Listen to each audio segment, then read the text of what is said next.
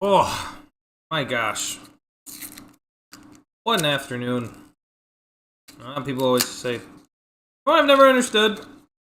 No, so, a couple years ago, little mini story before I even do any sort of intro. People never really ate these. No one ever really ate nerds. It's just sugar. I mean, most candy is just sugar, but these are just like little tiny sugar pellets. See them in there. Tiny sugar pellets. And the weird thing is, I feel like they weren't a very popular snack until about whenever the gummy cluster versions came out. People loved that.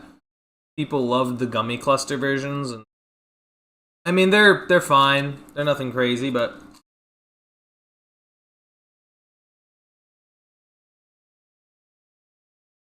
I'm always about my nerds. I mean, it's kind of torture to eat them. It does feel like I'm eating just, delicious gravel. But it's gravel. Like, it's weird that I like these. And I still kind of do. But, like, it'd be like eating Pop Rocks, but, just raw sugar. Regardless, I'm done talking about nerds. The candy. I'm now going to be talking about this nerd, as well as a couple other football things. Welcome back to Primetime with Taff and Phil. This is not a free refill, by the way. I know it looks like it, but it's not. It's actually an episode of Primetime with Taff and Phil. Taff is not here. You can tell. He's been hit with COVID for probably the 7th time ever, which is crazy. I feel like it's a very high amount to be getting hit with COVID. But it happens. So tonight, it's me.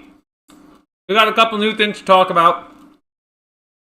We have, number one, the NBA Cup, which won't even be the first thing. We got two, the Philadelphia Eagles versus the Los Angeles Chargers, which is now, 2 days ago. That was ish. We have that to talk about. Oh my god, wow. I messed up the title. I just read the title. Eagles solve. Oh, because I do that sometimes. There we go. That'll fix it. And Eagles love losing. No. Solve losing. My goodness. 100% literate. How bad on that? Gotta talk about the Eagles. They've lost now 3 in a row after starting 8-2. Beating the Lions on Sunday Night Football since has been a disaster. They've lost to not that they've lost to bad teams, but it's just they don't look like the same team offensively. They look kind of outmatched against a lot of these teams that don't feel like they should be nearly as strong. We're gonna be talking about that, and of course, an NFL legend coming out of retirement. Can he right the ship? Philip Rivers has unretired and could potentially. There's no guarantees yet, but it is certainly possible that he could be starting for the Indianapolis Colts starting this Sunday. And Lord knows that the Indianapolis Colts are going to need help at the quarterback position because they have... I'm pretty confident they have the most difficult schedule with what they have. We're going to get into all of that and more here on a little bit of Prime Time with Taff and Phil. Damn, I want to finish these nerds though as well. I will be taking my little swigs of nerds. Because I went over to a friend's house, they had leftover Halloween candy, and I was like, yep, most of the nerds are going to be mine. I don't know why, they're surprisingly decent candy. Starting out with the main guy, the main big news, the news that fascinates me the most, at least for me right now. Philip Rivers coming out of retirement to join the Indianapolis Colts. I think this is one of the more bizarre unretirements. Because normally when unretirement happens, it's only a year or so after. I remember Gronk took a year off and basically then teamed up with Tom in Tampa. We saw Brady take off basically an offseason just to then play in Tampa again. With Philip Rivers, he hasn't played since the 2020 season. He has not played. I mean, he talked about it in his interviews with more of like, or not really his interviews, but more of like his media day where he was getting questioned. He made a joke about Zoom. That's how long it's been since we've seen Philip Rivers play an NFL game. And he's going to be doing it for the Indianapolis Colts. Now, the interesting thing for me about what I've seen from Philip Rivers, at least from that season, those who remember, the previous year, of course, he's only with the Colts for one season. Previously with LA Chargers. Had not a great year, statistically. I mean, he threw for 4,600 yards was good, but too many turnovers, had like 20 interceptions. Just wasn't good, and I think the Chargers decided it was time to look for the future for their franchise quarterback, which they did. Here they drafted Justin Herbert. And while they haven't won a playoff game, they have had decent quarterback play, whereas Philip Rivers, in that 2020 season, went to Indianapolis Colts for one final season. And looking back at that season, it's actually one of the more impressive seasons. It was more impressive than I thought it was. It was 11-5 team. It had Darius Leonard, Shaquille Leonard, Shaq Leonard in his prime. You had Quentin Nelson still being the guard that he was. I mean, it was much earlier in his career, but he was still incredible early on in his career. It was certainly a fascinating team. There's no doubt about that. It went 11-5, and at one point was 10-4 in the season. Could have with a chance to finish 12-4, but they could not beat Pittsburgh in Pittsburgh, which happens. And then, of course, they had lost to the Buffalo Bills that year, who were the 2 seed. What fascinates me about what Philip Rivers is going to bring is he's definitely going to bring, he's going to be better than I think Riley Leonard. I'll say that. I think quarterbacking-wise, I think what he is doing, he will be better. The real issue that's happening right now has nothing to do with, it doesn't have to do with necessarily Philip Rivers. It has to do with the way the Colts have played this year. And it has to do with their schedule coming up. So if we're looking at this,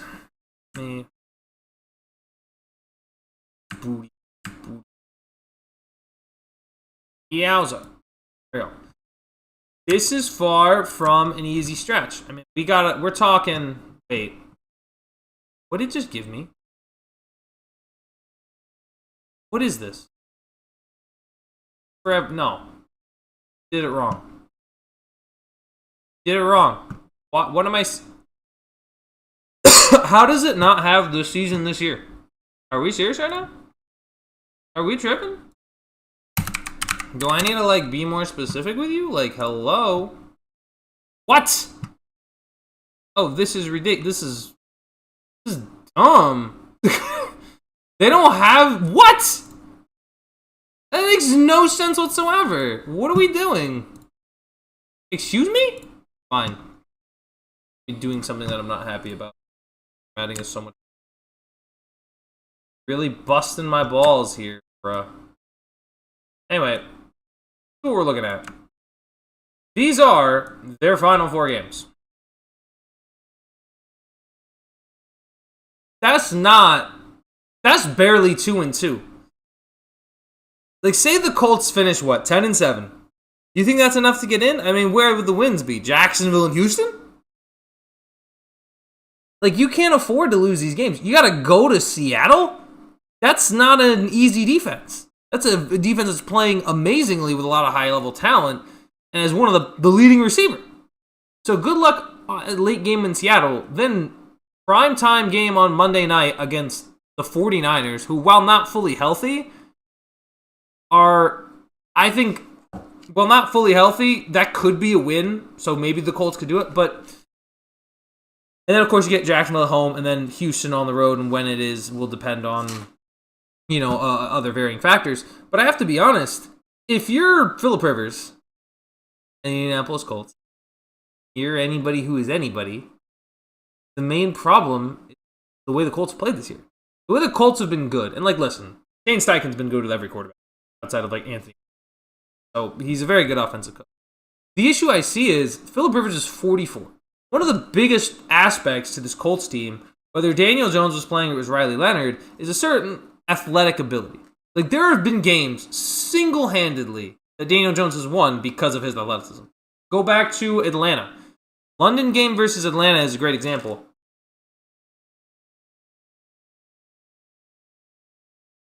Because when you look at what Atlanta was able to do, they made life tough on the Colts. And granted, Jonathan Taylor was a big part of that win too. But it was like 3rd and 19. Daniel Jones has an amazing scramble to make it a 4th and short and give them a chance. And it's little small plays like that all year. That's why the Colts are where they are right now. Like, they're not here at this point in the year without Daniel Jones' good play. So, now you put Phillip Rivers in, a 44-year-old pocket passer. Dog. Bro's not running for first downs. Bro's not running for short yardage distance. That's what makes Drake May so dangerous, what people have talked about. When you watch guys like Drake May, who aren't necessarily the most athletic guys, but they're athletic enough to run it for like 5-6 yards. Phillip Rivers, Aaron Rodgers, they're not guys who can do that in their 40s. So you're strictly pocket play. You have to restrict yourself to a lot of pocket play and sometimes being able to scramble when your offensive line holds up. Which luckily, this Indianapolis Colts team can. Phillip Rivers coming off we really think Phillip Rivers is going to go on a 4-game run here and just get the Colts to the playoffs? At what? Not with the competition that the AFC sits in right now. I understand Indianapolis is just outside that. And of course, they do have games against the Texans and the Jaguars, so it's far from impossible. But I just don't buy into it.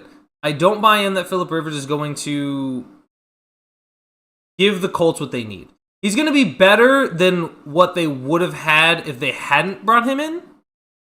But it's not going to put them in a position where they're going to be able to make a run. They relied a lot on Daniel Jones' athleticism. You lose a lot of that when switching to a guy like Phillip Rivers. And yeah, Phillip listen, we share the same name. Phillip's a G. But I don't think it's enough. I don't think it's enough when you consider the slate of games that they have to play. I don't think it's enough when you consider the way they've been playing games all year. I think the Colts, unfortunately, despite the great year that they've been having, are probably going to miss out on the postseason because I think Daniel Jones means a lot more to that team and the way they've been playing this year than a lot of people have anticipated. I hope he gets healthy, and I think probably the Colts are going to tag him, try to keep him around another year, see if they can try to run it back. But for Daniel, I mean, this is brutal. To have an ACL tear a couple years ago, now to have an Achilles injury, it is. He was playing hurt. We had talked about the leg injury. He had an injury. I think it was a leg fracture. Like something was broken in one of his legs. I think he was playing through injury. Wanted to keep going for his team, and I can respect that. But unfortunately, it leads to likely another injury, and that's exactly what happened. Hopefully Daniel Jones can get healthy, but I really do think that while the Colts, yes, signing Phillip Rivers sounds fun and exciting, I think it's going to ultimately be more of a dud than anything else. Sorry, Indy. Hopefully, and honestly, if you're being real, I think it also, the Daniel Jones injury also forces the Colts to seriously evaluate what their plan is. Because yes, the season has been fun, but even if he were healthy, it does give you an idea of what were the Colts going to do even at the end of the season. What would have Daniel Jones had to have done at the end of the year to get a contract? What would Daniel Jones have... Because now at this point, the real only logical thing to me is tag him. I don't think you want to end up in a position like, say, the Vikings, right? With J.J. McCarthy and the way things have gone there and seeing Darnold walk. I think you put yourself in a position where it makes the most logical sense to tag Daniel Jones. I don't think you send him elsewhere. I don't think you allow him to go elsewhere. And I also don't think you consider a contract because he's already a quarterback who's gotten paid 4 years, $40 million. I don't think you can go and pay him lower than that. And I don't know. Is it something that he's going to be able to just do again?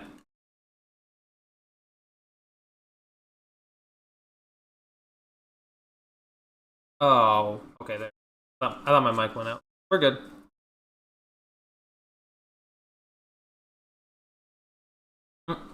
Mm-hmm. It really is like gravel, nerds. Oh my god.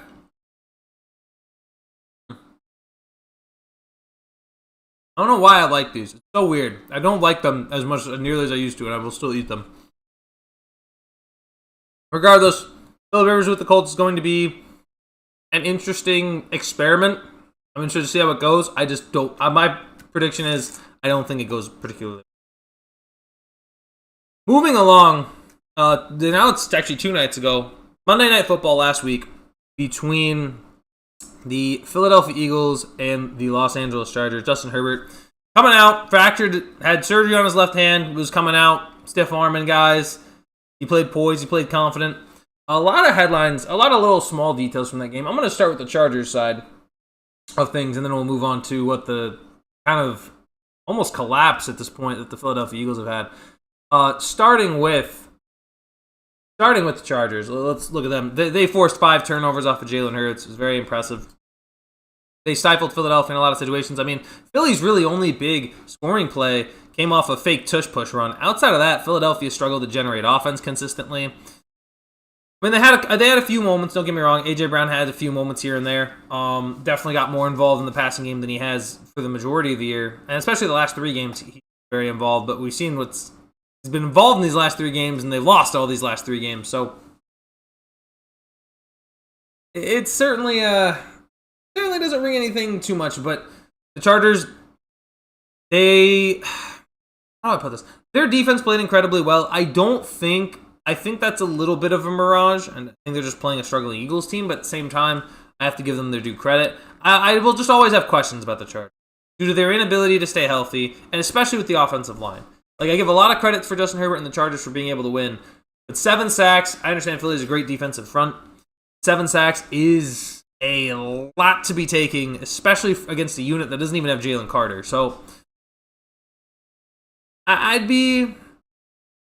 still be very concerned if I'm the Chargers. I think, especially when you look at a lot of the playoff matchups that you could be running into, like Jacksonville's pressure rate has been significantly up if you have to face them.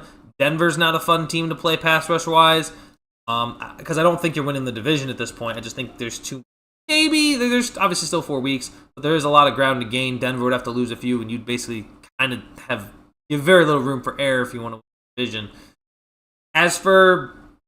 And also, I mean, Pittsburgh isn't one to just trifle around with. I mean, their pass rush has been kind of not the same as it has been in years past, but TJ Watt and Alex Highsmith could in one game just dominate, and you just never know. Especially, so you need your tackles to be healthy. I think that's something that you'd like to be healthy going into the season. But the reality is the Chargers again have struggled with injury. Now they're getting healthier. Omarion Hampton being back in the lineup always helps, but without that pass rush struggling the way it is, or that pass protection for the Chargers struggling the way it is against numerous pass rushes, it's a concern. It's a very valid concern, and I would genuinely be concerned. Be concerned if I'm the Chargers, but a big win for them. They got a big win at home against an Eagles team that also, fan base wise, does a very good job of traveling. I mean, everyone does a good job of traveling to the LA stadiums, but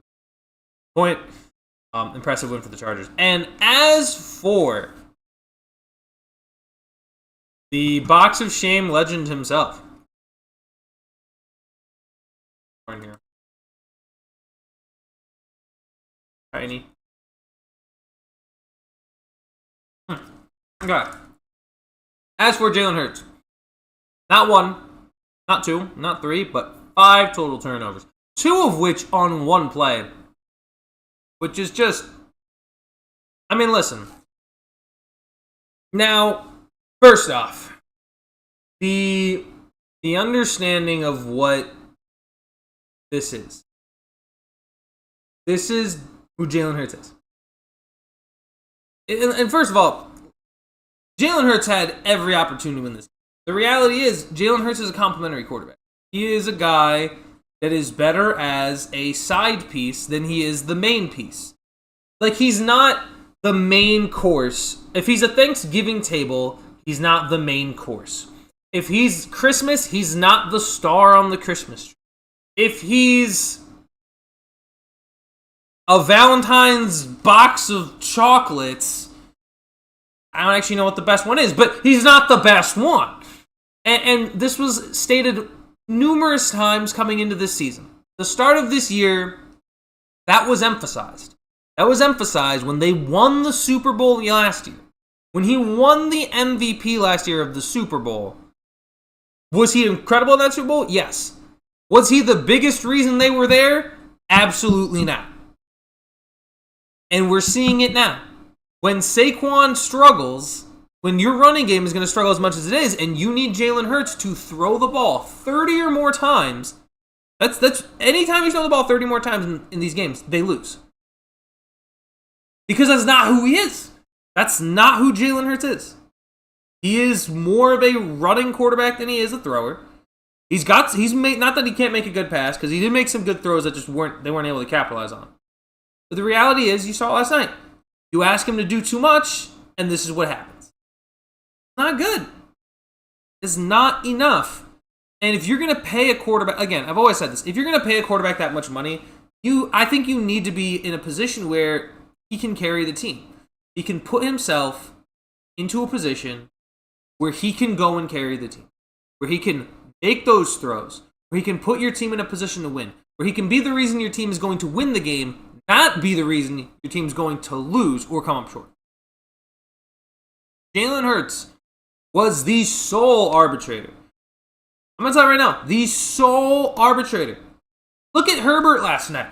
Herbert, 7 times he was sacked. He was getting harassed all night long against one of the most ferocious, just a very tough defense in general. And all night, and yet still stood in, still made plays for them to win the game. Did it all night. Jalen couldn't do that. Their biggest offensive play was a fake tush-push run to Saquon. They're now 8-5. They're probably still playoff bound. But over the last month, and frankly the entirety of the season, does anybody... It's similar to Kansas City, maybe to a slightly lesser extent, but nobody fears Philadelphia. Nobody fears their defense. Nobody fears their offense right now. And nobody fears Jalen Hurts.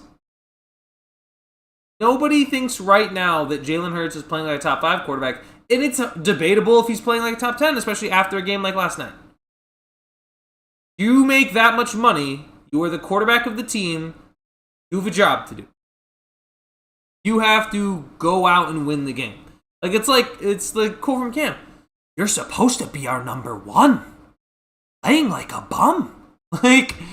He's got to be better than this. You have to be better than this in this situation. You are a Super Bowl winning quarterback. You are a championship quarterback. You make that much money. You need to be better, especially in these situations, especially in a primetime game, especially going up against a team that is ravaged by injury as they are, and especially against a quarterback who just got surgery on his non-throwing hand less than a week. Which is not okay. And again, these conversations that Jalen Hurts was ever top 5, I want an apology. I want an apology from anybody who said it. Anybody who said it, I need an apology letter. You just say, I'm sorry, don't know ball. That's on me. I'll be better next time. That's it. Nothing crazy. Maybe you don't know ball, and we can move. We can move from there. That would be my take. That's what I need. Except for Molly. We all saw it. It was impressive. Now, does Philly still win this division? Unless they literally lose every single game from here on out?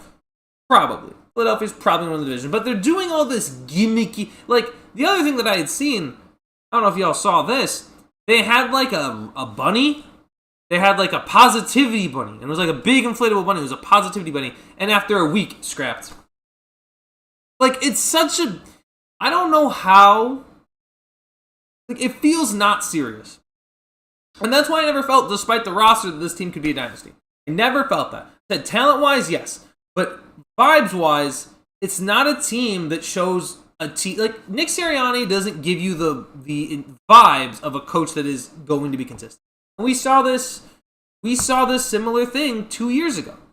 We saw it 2 years ago with this team struggling. This team was 10-1 2 years ago and was top of the NFC in every single game, and then just completely fell off the wagon. They finished 11-6 by the end of the season, and it was done. It was they lost in the wild card round to what was it, Baker and the Bucks.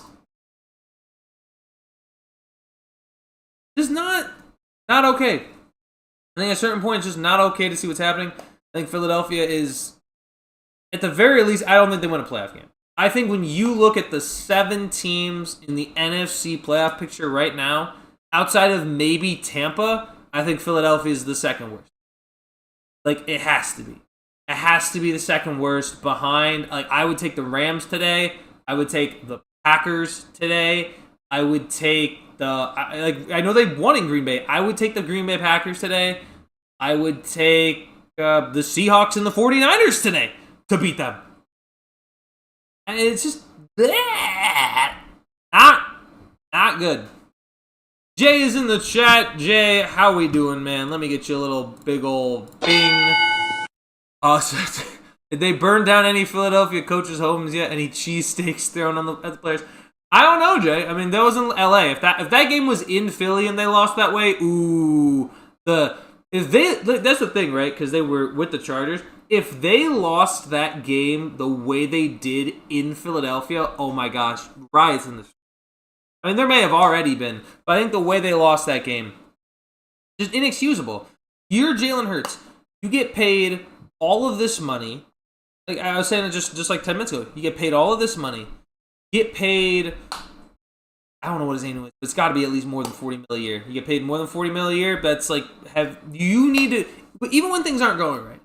Like, the worst thing for Philadelphia, they don't have Lane Johnson. You don't have Lane Johnson and everything's falling apart? You're missing what? Lane Johnson and Jalen Carter. Oh, okay. Who are the other talented players you have on their team? Oh, you got a lot of guys like A.J. Brown and Devontae Smith and Jordan Mailata, Saquon and Jalen Hurts, Landon Dickerson. As I mentioned on the defense side of the ball, right? You got Zach Vaughn over there. You got Tuber Jean. You got Quinton Mitchell. You got Reed Blankenship. Like, you don't. It's not like you have nobody. I understand you're like, it's such a big part of it, dude. No, it's not an excuse for your quarterback to be going out throwing 4 interceptions and turning it over a total of 5 times. Not okay. I think right now they're the second worst team in the playoffs. I think maybe Tampa's the only one that's struggling more. Tampa just lost to New Orleans, and that's just yucky. But, I mean, look, I'd take Seattle today. I'd take Chicago. I would take San Fran. I would take Green Bay. I would take the Rams. I mean, those are teams I take. I'll be honest with you, I'd probably take Detroit right now. I'd take Dallas right now. I know Detroit lost them a couple weeks ago. I'd take Dallas right now. I think it's better despite them being far out of the playoff picture, and I would take Detroit. Sorry, Philly, but I don't see you making a Super Bowl run this year. Not nearly a talented enough team to be able to do so. They're not playing well, running the football. Name the thing they're good at right now offensively. They're not good at any of them. They're not good at running the ball, and they're not particularly good at passing it either. It's a bad situation right now for Philadelphia Eagles. Not good. Philadelphia's an overrated team. Said it right there. They're overrated. They don't have it right now. I think part of it, I don't think Philly fans recognize this. It's Sirianni. I think part of it is Nick Sirianni. I think when Sirianni obviously won them a Super Bowl, and he's going to be an Eagles legend and all this, similar like Doug Peterson. But the reality is, this is who he is. This is not a guy who is even-tempered, who's going to remain consistent in his head coaching career. He's just not. He's going to be a little wily. He's going to be sometimes a little bit off the rails. He's going to be intense. He's going to be passionate. It's just not going to work, right? A team that, listen, having success is one thing. Maintaining success is a completely different thing. And some guys are good at both of it. Some teams are good at neither. Cleveland. Sometimes teams are really good at it. We've seen New England be good at it for years. But to be able to win and then maintain winning is just not the same. So, not good stuff for Jalen Hurts and the Philadelphia Eagles. Just an embarrassment. And there was something else, too, I want to comment on that's not actually Eagles related. It's more Chargers related. At the end of the Chargers game, I don't know if you all have seen the clip of Justin Herbert. It's not even really a clip. It's a reporter trying to get an interview with him, and he's excited. He wants to go out and celebrate with his team, and this reporter's flagging him down for an interview, and he's like, I want to go celebrate with my teammates, and then the reporter continues to flag him down. Then he does stop and does the interview. People perceived that as rude. Now, that's crazy. I don't understand how that's perceived as rude. Because, listen, That was a big win for the Chargers. That was a very impressive win for Justin Herbert to be off a left hand injury from to go out win the game. Now, I understand there are rules and players need to do these interviews and all that. I understand that aspect. I still think there is a boundary to where it is not being rude. Because if he was really being rude, he probably would have just not done the interview at all. And I mean, dude, I think that is more... I'd prefer... Like, yeah, that's another thing, too. I was just reading that. Like, he's a shy guy, even avoids the Chargers media teams at all. That's what I'm saying. People don't know... Like, there's a bit in the Chargers media where he basically avoids the camera all the time. Like, he's not really a guy who does these... Who even prefers the interview anyway. And to write it off as rude is crazy to me. Like, I don't get that. I don't get how you're going to write off as, oh, he's going to celebrate with his teammates and is having fun enjoying the game is rude. Besides, it's ESPN. Nobody wants to talk to ESPN. Fair point, too. I just don't know why that's the perception. I don't get how that's the perception either.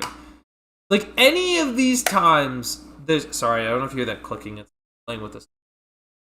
On the couch.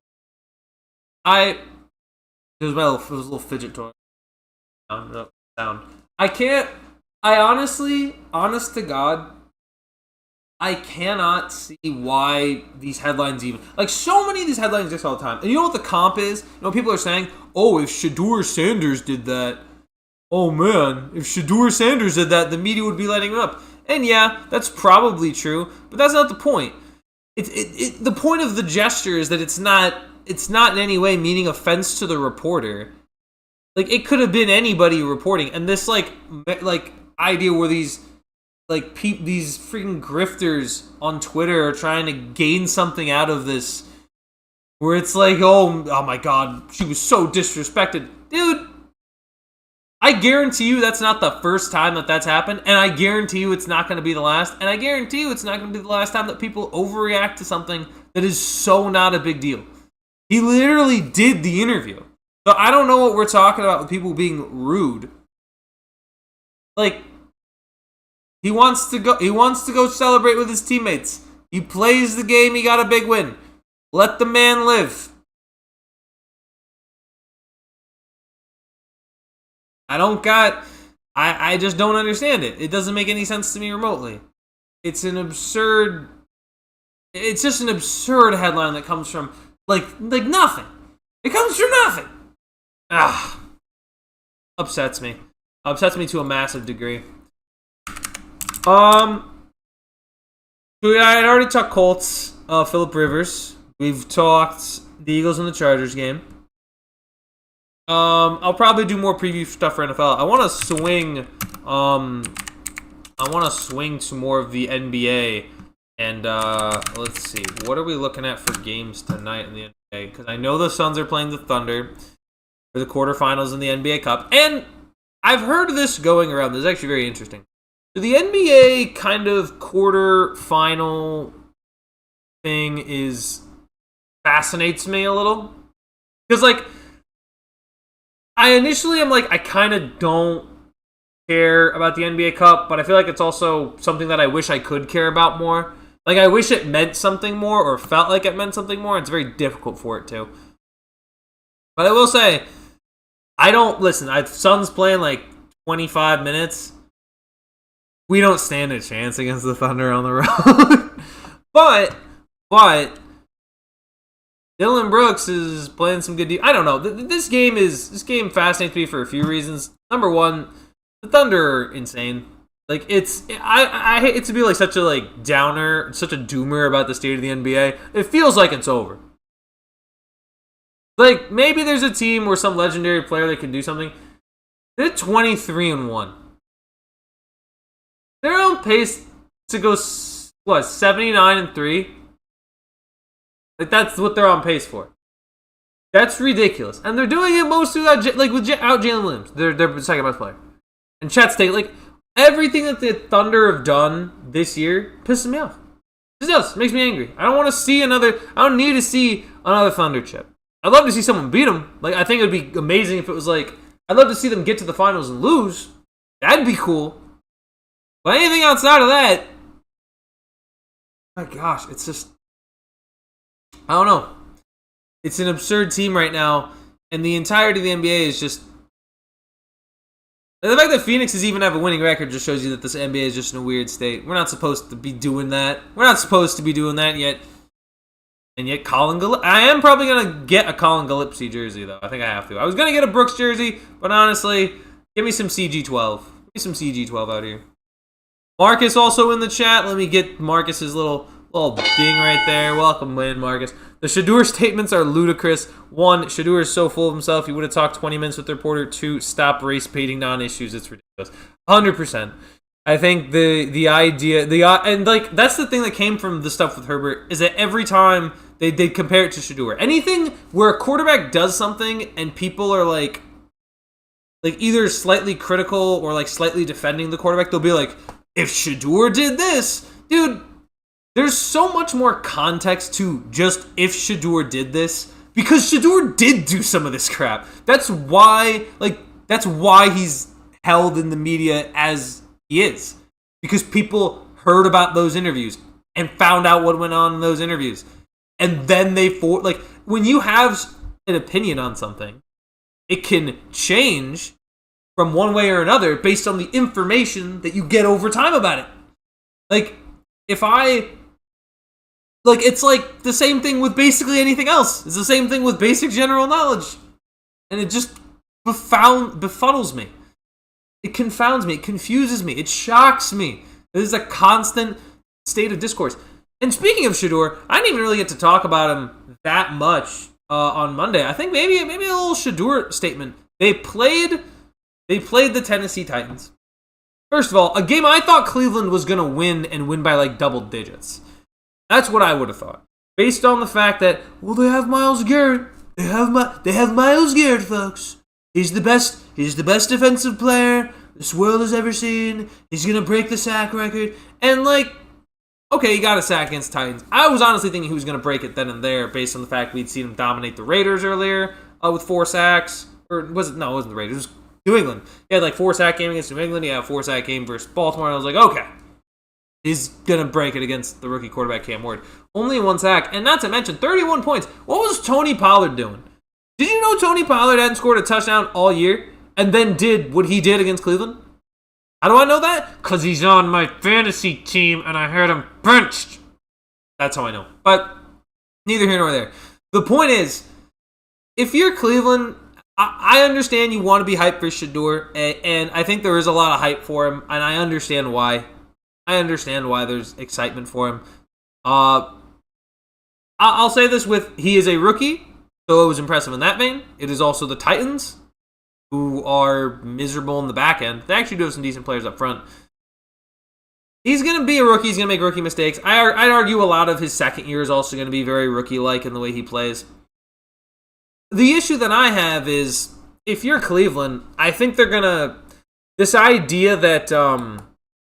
Kevin Stefanski's against him. I do think the last play call was weird, but I'll be honest. I don't think that's him hating Shedeur, and I've been confident in this. I just don't think Stefanski's that great. I think a team who hires him would love to have him, but I don't think he's that good. He was the coach the first year. He was their coach in year 1, and they won the playoff game without him there. Stefanski technically doesn't have a playoff win. Because he wasn't there. That's what people kind of forget. He wasn't there. As crazy as it is, that, I guess, technically counts, but he was not at the game when they beat Pittsburgh. Then they went to Kansas City, lost. Regressed the next year. We're bad again. 2023 had a weird run with Joe Flacco at quarterback. And then we're bad again the next year, and then are bad again this year. So... What? Huh? And again, the other thing with Shedeur is, yeah, he makes some great plays. He makes some absolutely atrocious ones, too. It is an absolutely Jekyll and Hyde situation with Shedeur Sanders. And the other thing is, The other thing I'd also say that's very interesting too, if the Browns had converted, like let's say the Browns had converted that 2-point play, right? Let's say they had. Nobody's talking about Shedeur being on the field or not. Like nobody's making the statement of, oh man, Shedeur wasn't on the field on that play. No, of course not, because the play worked. So it's like, do you think, like the same way I would say in the Eagles game, in the Super Bowl against New England, if they ran the Philly special and Nick Foles drops the pass, or like they missed the throw, they're gonna be like, why didn't you have Nick Foles throw? Like, it's just, a play will work, a play will not. You can of course say it is kind of silly to do, but when it works, it works, and when it doesn't, it doesn't. That's how trick plays are. If they work, you're a genius. If they don't, you're an idiot. Like, it's just, that's the nature of a trick play. I don't got much more than that. I mean, at the end of the day, I think there's a really good chance Stefanski's gone in Cleveland. The real question is, does Cleveland really move? Like, does Cleveland move on? Because they don't have to. They could run another year with him, because I think they'd probably go Shedeur. And when you look at the top of the draft is interesting. So, the current NFL draft order. If I pull this up, I don't want the draft. Oh my god, I deleted the page when I wasn't so. I am struggling right now. There we go. Thank you, Tango. And it's going to be bright. Oh my gosh, that is bright. Pull up. Yowza. So, we have like the top, 12 probably? Looks good. There's your top 12. And you see it right there. Giants at the 1. When you look at all these teams, look at these top 12 teams. When you say, who will draft a quarterback? Raiders. Who could? Not who will, but who could. Giants or no, they have Dart. Raiders. Yeah, very much quarterback market. Tennessee, no, they just drafted Ward. Cleveland, we'll get into that. Saints, not necessarily, but also Shuck is no guarantee, right? Like, you're asking a lot out of a second-round pick. I think we've seen what happens when you do that with guys like Will Levis or Deshaun Kaiser. It's usually a disaster. The only time it's ever worked is like with Jalen Hurts. Washington, no. Jets, yeah. Jets would need one. Arizona could be looking to move off Kyler Murray. Rams, probably not. Could be looking at the future, but doubtful. Cincinnati, no. Minnesota, I mean, they might want to move off McCarthy. Miami might want to move off Tua. So that would be 1, 2 of any possibility. So, like, if you say Miami, Minnesota, Rams, Cardinals, Jets, Saints, Browns, Raiders. It's like 8. And if you're Cleveland, and you think, why take a quarterback when Shedeur might be something,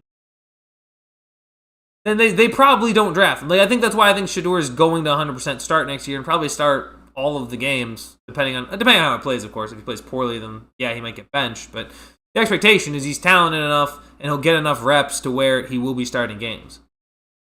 The question then becomes, at a certain point,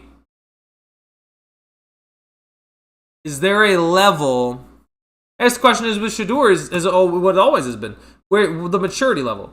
Because at a certain point, right, before Shedeur can basically do whatever he wants because he's not contributing to anything remote. He was the backup. Not saying he wasn't contributing at all. The reality was he wasn't like contributing to wins and losses the same way someone like Dylan Gabriel was, who was playing a lot more at the time. When you start, and whether you win or lose and how you handle yourself in those moments is where it matters, right? Eli Manning always uses the example because he also had a similar like draft situation where, I didn't want to play for the Chargers. He has the same situation where when he wins, gives credit all around. Loses, takes the blame. At a certain point, and then there's interviews where you've seen Zach Wilson. Do you think you let your defense down today? No. Bro dropped 3 points. Burrow scored 3 points offensively. So it's the question of accountability and will Shedeur take it? I don't really know. I don't know if he'll take that accountability. Because we know the man who's his dad. We know the way Dion and his big personality was. And with cornerbacks, that's one thing. You do whatever you want as a corner. We've seen Ramsey with that attitude. We've seen Dion with that attitude. We've seen Sherm with that attitude. We've seen Cortland Finnegan with that attitude. He's not even like one of the top. We see Josh Norman with a little jaw on, right? We've seen some of those great corners. But we don't really see that with quarterbacks. And the reason why is because they are more often than not the main leaders of the football team. There is a mentality that you have to have as a quarterback where you got to be for the team and not for yourself. Can't be all, oh, I'm legendary. No, that doesn't fly. It just comes off as a little cocky and a little self-absorbed. If it don't, then I don't know what to tell you. So, that's where it's at right now. Those are the main two things. What is, you know what? I'm going to actually do something really quick. I have 15 minutes before I'm probably going to off do some things. Let me look at the NFL player stats. See what we'd be looking like with the player stats. So, the league leaders is always something I like to look at because it's kind of, I don't often off the top of my head. So I'm like, all right, let's see who are the stat dominators. So starting off, I mean, offensively, you know what's crazy? With Drake May being second in passing yards, hasn't had a 300-yard passing game. Yet he's second for MVP. I would still take Stafford, though, by the way. If I were to ask for the best, the MVP right now, I'm taking Stafford. Jonathan Taylor has not been contributing to wins nearly as much and is not getting the ball as much. And say I'm not giving it to Drake May if he doesn't throw for 300 yards at some point. If he doesn't throw for 300 yards at some point this year, I'm not giving it to Drake May. Just not. Couldn't do it with a gun to my head. Then we got Devin White lead in second in tackles. I thought he kind of fell off, but he's not doing too. I guess maybe there's only so many guys on the Raiders who can tackle. Followed by Bobby Wagner, then Jack Campbell and Cedric Gray. Rushing yardage leaders. Not honestly, you could have probably it's a little bit of a stretch, but you probably could have predicted this. Interestingly enough, there is no Derrick Henry and no Saquon Barkley.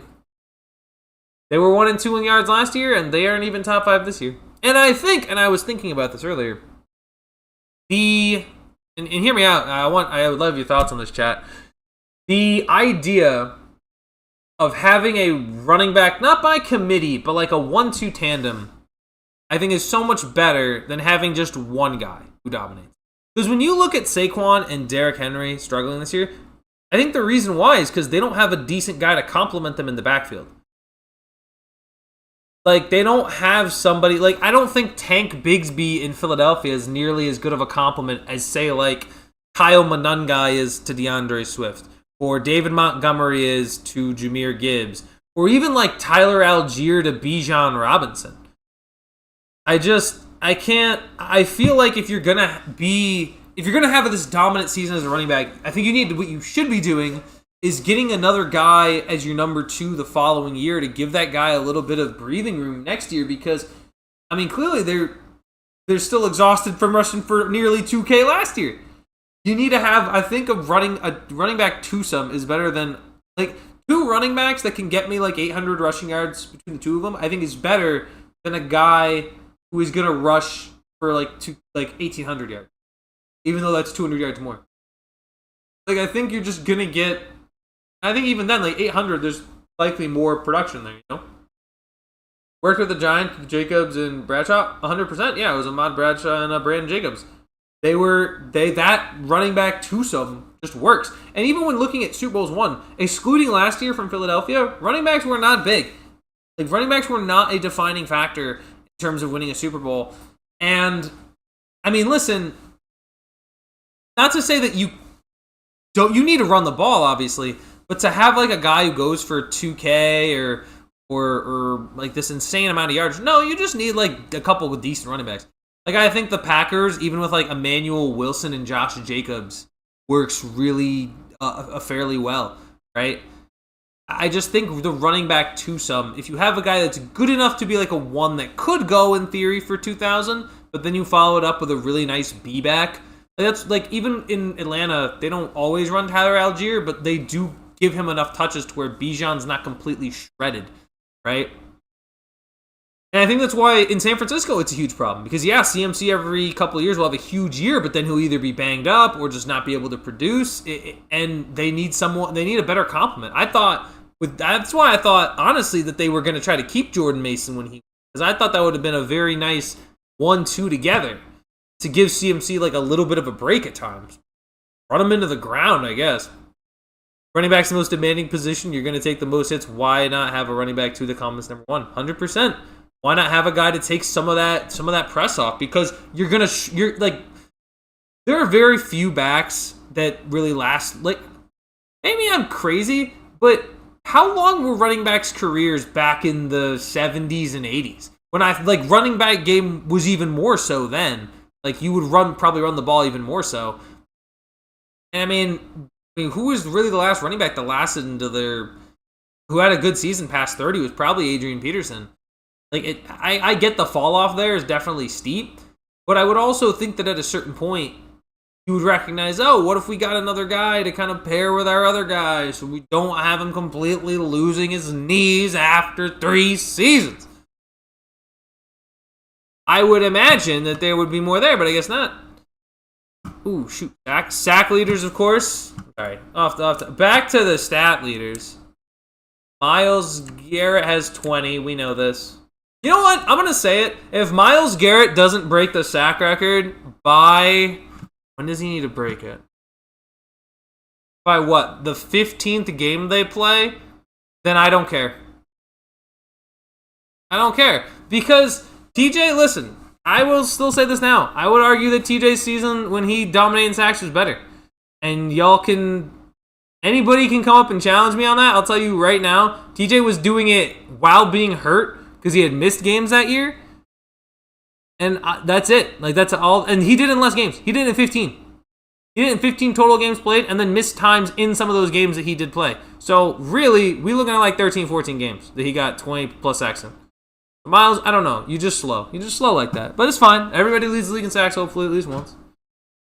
Brian Burns at 13, Nick Bonito at 12.5, Michael Parsons 12.5, Daniil Hunter 11. I will say, though, TJ, you got to start playing better if you're going to eat up all this cap space right now. It's ridiculous.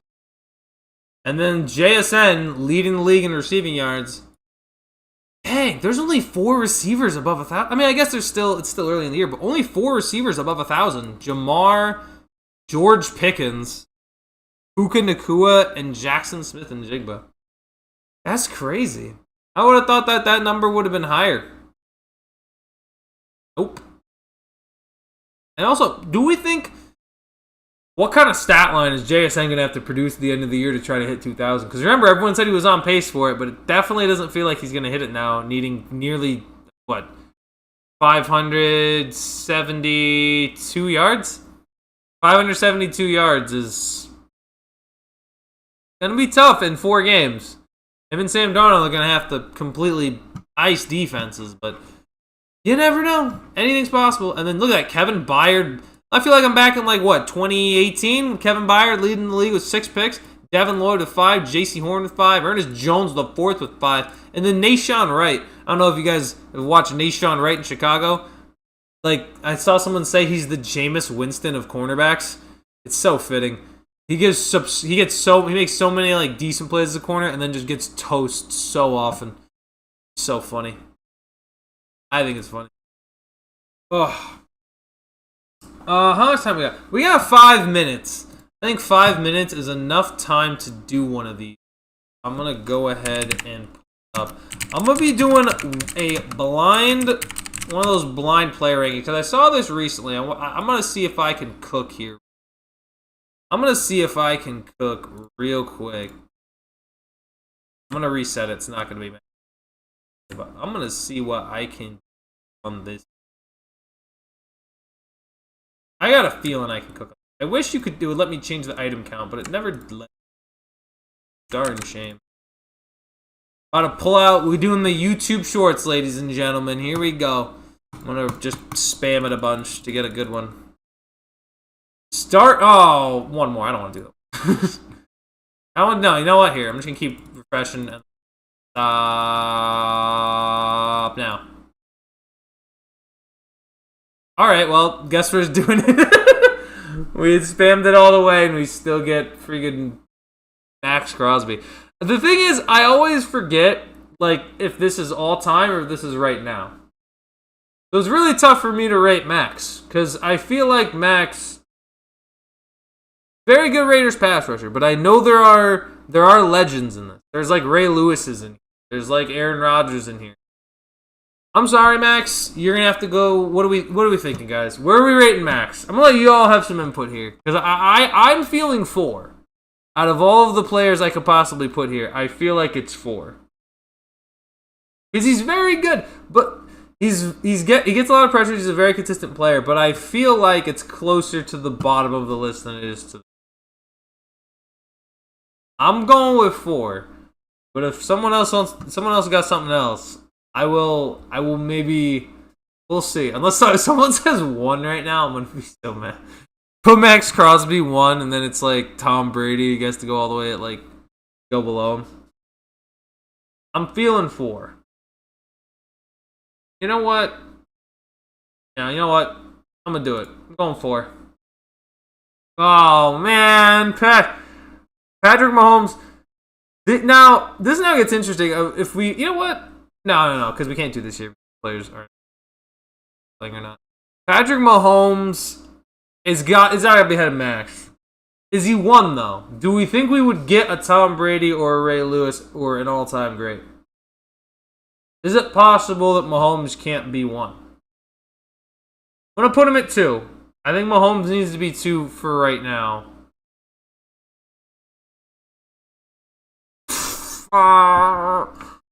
Champ Bailey's tough because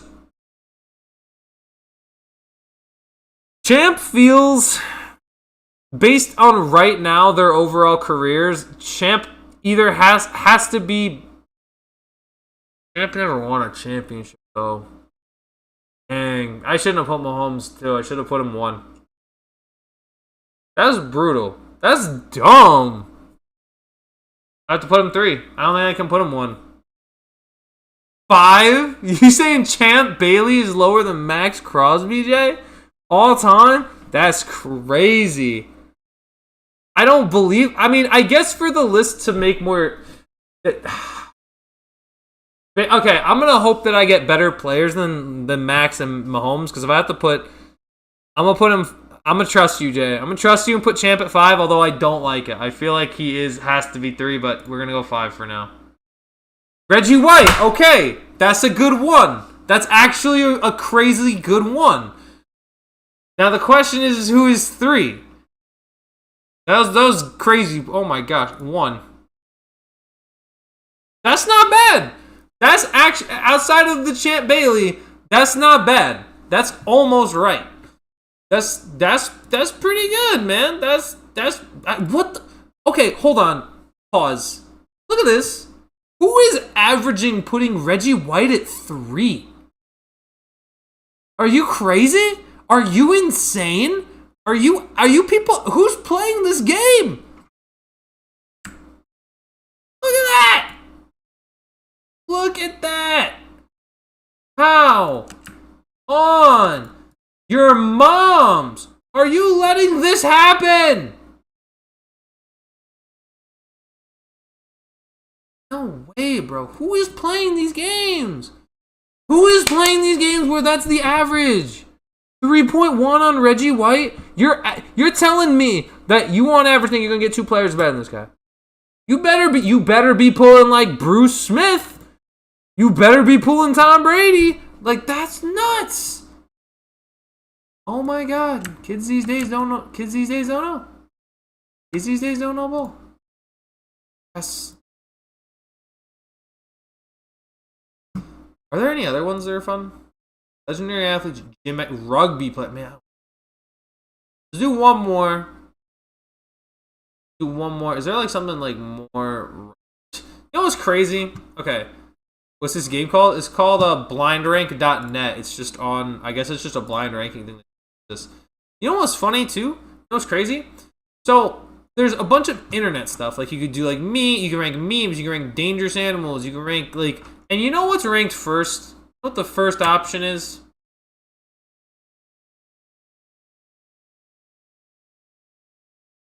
Italian brain rot. That's the first option. Man, I hate the internet. I hate and love the internet at the same time. It's like we have a very love-hate relationship. I don't know much about cars. You know what? Let's do superpowers. I'm gonna round it out. I'm gonna close this out with ranking superpowers. Here we go. Starting at elasticity. That's a 5 if I've ever seen one. That is such a... Whoever really wants elasticity. Like, I know there's like the Helen Parr, the Mrs. Incredible Elastigirl that everybody loves, but elasticity is such a 5. No one in my life would ever... If I asked you, what do you want your superpower to be? And you're gonna say elasticity, bro, I'm sorry. You're crazy for that. That's a 5. Ice manipulation. Ice manipulation. So, like, the power of a freezer. Okay. I guess you could probably, like, make ice shapes. It's kind of cool. There might be a worse power than that. I'm gonna put that at 3. You're basically Zane. You're the ice Lego ninja. You're Zane. Like, the Ice King. Assuming I don't go crazy, that's, like, solid. I'd put that 3. Shape-shifting. Now, okay. Shape-shifting implies you're like different animals, or is just you turn into like inanimate objects, which also just kind of feels more like elasticity. Like if I'm shape-shifting, I don't think people understand. Like, yeah, it's cool, but like I'm gonna be honest, I wouldn't want to be most animals. Like I just wouldn't. You know how many Plus, I'm sure you have to learn how to do all that. Like I don't know. It's just a lot. I would never get the full use of this power. Because like, what am I? Like, do you want to be like a lamp? No. Do I want to be a bottle? No. I don't want to be most things. I actually like the way I am. I don't know. Put that at 4. 2 and 1. Telepathy. Okay. President of any kind from one mind to another. All right. See, this is why we do this. Now, basically, my impression of this, you can basically communicate with other people with your brain, but I don't think they can communicate with you though. Like to me, this is mind reading, right? Because if you have it but no one else does, then like, what? It's basically mind reading. Do I want to? Dang, actually, that might be a crappy power. Because I don't want to read everyone's mind. I don't know what everyone's thinking. Like, it's only good, like... I mean, this is manipulation. I'll put it 2. What's my power? That's actually not bad. I'd be okay communicating with animals. I'm not okay with being an animal. Most of them suck. I'm surprised shapeshifting was the highest one, though. 2.3 on average. Animal location smack down the middle. Like, imagine, you could talk to, like, a bird. You can finally ask it if it's secretly a government drone. Be great. Although, actually, they would just be, I don't know. I don't know if you guys remember the Rick and Morty episode where Morty talks to squirrels. But maybe it's like that. That all of this, like, all of the animals are secretly the ones controlling all of the government programs and everything. They're the ones putting out all the headlines. My gosh, that's horrifying. That's horrifying to think about. Well, I've given myself nightmares. But it wouldn't be an episode of Primetime and Taff and Phil without me giving myself nightmares. So, there's that. It's every time. It's every time, and it's super consistent. So I'm happy with that. It is 7:35. I've got a Suns game to watch. I've got to watch the Suns hand the Thunder their second loss. Okay? Let's do this.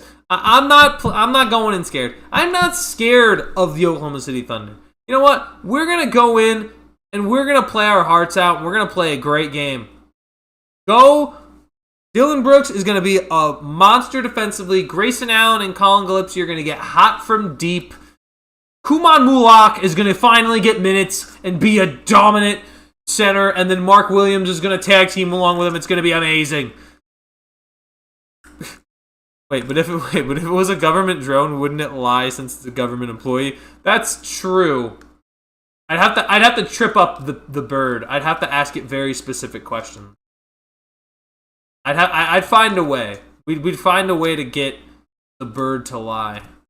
Or would it just pretend to be a bird? And then I'd have to find a way to... Maybe I'd make a joke that only a human would get, and then the bird laughs. And then I'm like, wait a minute, why'd you laugh? Are you secretly a government employee? You pigeon? I don't even know anymore, man. And sometimes, days like these are like days I lose my mind. That's all I have for this episode of Prime Time with Taff and Phil.